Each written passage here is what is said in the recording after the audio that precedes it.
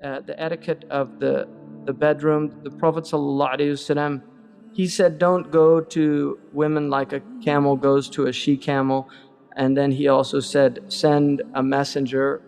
And they asked him what that was, and he said, kissing and sweet words. So that was part of his teaching, was that women should be treated in that way. And Ibn Abbas radiallahu anhu said that he liked to adorn himself. I like to become ornamented for my wife in the same way I like her to do that for me, which means wearing perfume, cleaning the mouth, taking care of oneself. All of those are important, and they're the sunnah of both men and women. And then Aisha radiallahu anhu said that the Prophet ﷺ, كَانَ يَمُصُّ لِسَانِهِ, he used to suck my tongue, and that's related in a sound hadith. And actually in traditional Chinese medicine, it's considered an actual healthful thing to do for the two partners, to actually there's an exchange of fluid, and it's considered to be a beneficial thing. And then it's encouraged before that act that they pray 2 rak'ah and seek refuge from shaitan. Allahumma jannibna shaitan wa jannib shaitan ma razaqtana. Keep us away from shaitan and keep shaitan away from what you have provided for us.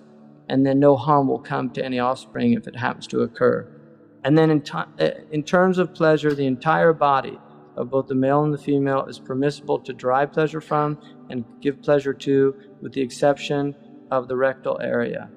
It's the Prophet ﷺ prohibited anal intercourse. That's something that, and he actually said some strong things about.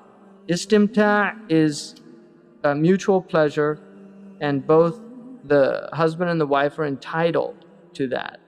And I mentioned that traditionally in Sharia, it's considered a man's right at any time, and the reasons for that have to do with men being more prone to being overcome by their appetite. The Prophet ﷺ said that a woman actually has more appetite than a man, but the modesty is so intense in a woman that it protects her, whereas the man doesn't have the haya component as strong in him, and so it can become more dangerous for him. And so that's why. And then a woman, generally it's once every 4 days, and if that is not fulfilled, then it can become grounds for divorce.